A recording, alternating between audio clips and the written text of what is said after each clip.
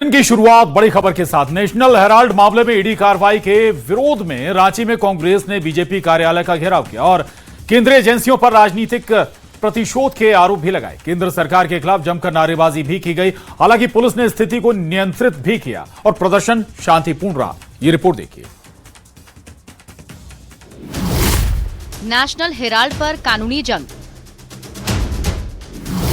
BJP के खिलाफ कांग्रेस का हल्ला बोल, कोर्ट ने चार्जशीट पर सुनवाई से किया इनकार, सड़कों पर उतरी कांग्रेस, सरकार पर हमला।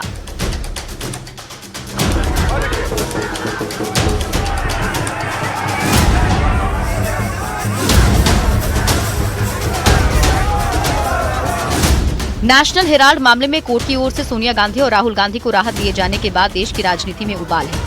इस फैसले को केंद्र सरकार की राजनीतिक प्रतिशोध की राजनीति पर करारा तमाचा बताते हुए कांग्रेस अब पूरी तरह आक्रामक रूप में नजर आ रही है। राहुल गांधी को, सोनिया जी को परेशान करने का काम किया गया।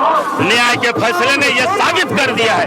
इसलिए आज हम लोगों ने पूरे देश में भाजपा कार्यालय के सामने ये रोषपूर्ण प्रदर्शन और धरना कार्यक्रम किया।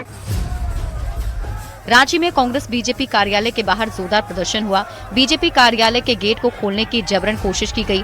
इस दौरान कांग्रेस की महिला कार्यकर्ताओं ने बीच सड़क पर बैठकर केंद्र सरकार के खिलाफ जमकर नारेबाजी की।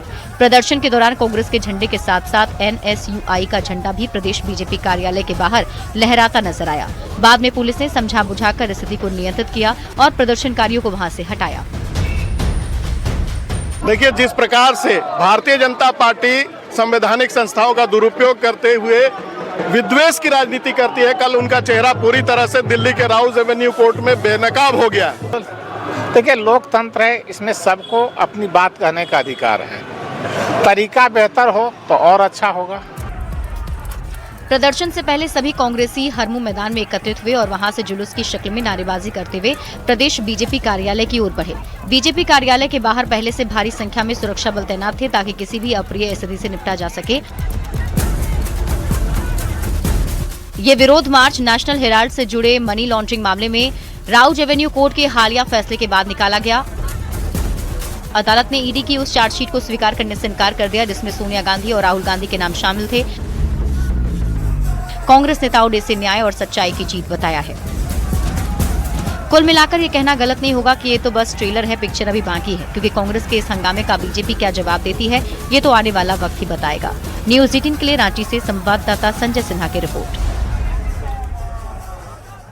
और उधर कांग्रेस नेता और कार्यकर्ताओं ने हंगामा करते हुए केंद्र सरकार पर कई गंभीर आरोप भी लगाए। सुनिए।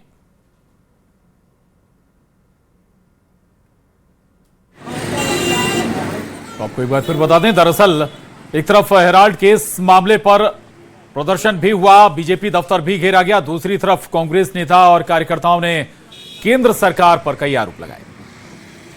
बीजेपी ने पिछले कई सालों से राहुल गांधी और सोनिया गांधी को ईडी के माध्यम से तंग कर रहा है। आज ईडी ने कोर्ट ने जो ईडी को फटकार लगाई है और बीजेपी को, इसके खिलाफ में हम लोग ये बताने आए हैं कि सरकारी संस्थाओं पर कब्जा करना बंद करो बीजेपी, और जो सही है उसको देखने दो। आप किसी को परेशान करने के लिए अगर सत्ता में है तो ये देश में नहीं चलेगा। संवैधानिक जो संस्थाएं हैं उनका कहीं न कहीं हत्या का प्रयास किया जा रहा है। उसके विरोध में आज हम लोग भारतीय जनता पार्टी का कार्यालय घेर रहे हैं। महात्मा गांधी की हत्या RSS ने की, महात्मा गांधी के विचारों की हत्या बीजेपी कर रही है। भाजपा के इशारे पर केंद्र सरकार जिस तरह से ईडी का दुरुपयोग कर हमारे नेता को परेशान कर रही है, कोर्ट ने उसका फैसला दे दिया और नेशनल हेराल्ड प्रकरण में न किसी प्रकार का मनी का लैंडिंग हुआ, न किसी तरह का कोई FIR हुआ और इस तरह से परेशान किया गया।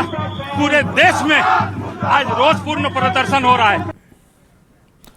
और कांग्रेस के प्रदर्शन पर बीजेपी भी हमलावर हो गई है। बीजेपी ने आरोपों को निराधार बताते हुए कहा कि कांग्रेस अपने अंदर झांक कर देखे कि वो जब सरकार में रही है तो क्या क्या किया है। देखिए, जब कोई मुद्दा ना हो इनके पास और इनके नेता को लेकर जो ये दारे लगा रहे हैं, मैं समझता हूं कि जो ईडी की कार्रवाई हो रही है वो बिल्कुल नियम सम्मत है, क्योंकि माँ बेटे बेल पर बाहर है। और जो अनर्गल आरोप मोदी जी पर लगाया जा रहा है कि मोदी जब भी डरता है, ईडी को आगे करता है, तो इनको एक बार अपने अंदर भी देखने की आवश्यकता है कि आखिर ईडी कार्रवाई क्यों कर रही है। और अब बात केंद्र और राज्य की सरकार के बीच चल रही खींचतान की। पिछले कुछ दिनों से राज्य सरकार के मंत्री लगातार केंद्र के सरकार के मंत्री और अधिकारियों के साथ मुलाकात भी कर रहे हैं। राज्य सरकार के मंत्री केंद्र की सरकार के मंत्रियों के साथ मुलाकात कर राज्य के बकाया पैसा देने की मांग भी रख रहे हैं।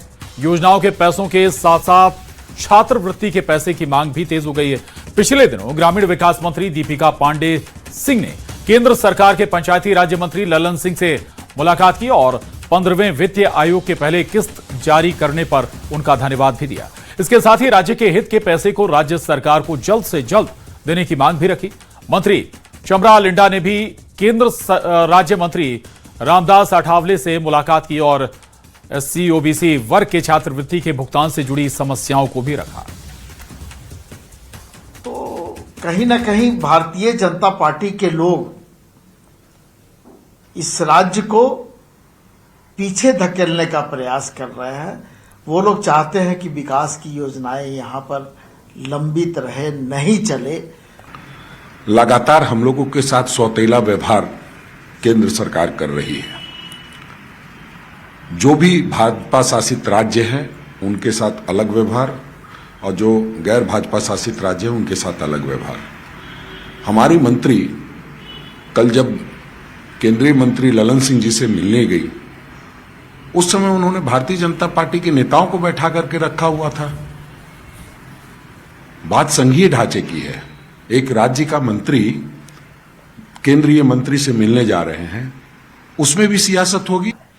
देखिए, हेमंत सोरेन सरकार बड़े बड़े वादे करके सत्ता में आई और उसके बाद पूरे के पूरे राज्य को फाइनेंशियल मिसमैनेजमेंट की ओर ढकेल दिया और अब ये अपनी हार का ठीकरा फोड़ने के लिए केंद्र सरकार का सर ढूंढ रहे हैं।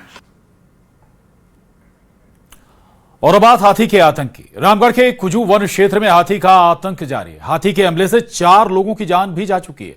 कई घर क्षतिग्रस्त हो गए हैं, जिससे लोगों में दहशत का माहौल है। वह उनके सब्र का बांध भी टूट गया है और सड़क पर उतरकर हंगामा भी लोगों ने किया है। सावधान, कुजू में हाथियों की दस्तक। लोगों की जान ले रहा यह हाथी। तिनके की तरफ पटका, फिर ली जान। हाथी के आतंक से कब मिलेगी निजात?